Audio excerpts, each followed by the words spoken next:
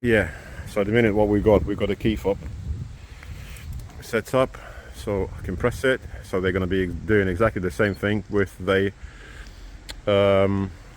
cards, the proxy cards. We got induction loop, you probably can see it. So as you said, that induction loop won't open the gate, it only will stop the gate while the car's going through.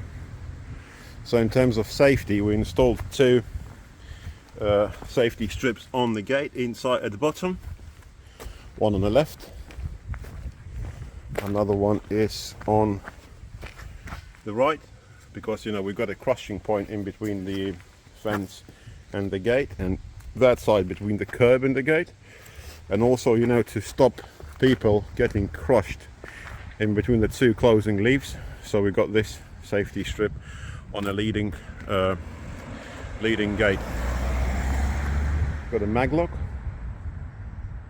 I put two signs actually, no pedestrian access for it. As you said, the people, they're going to be just driving through the gate. And yeah,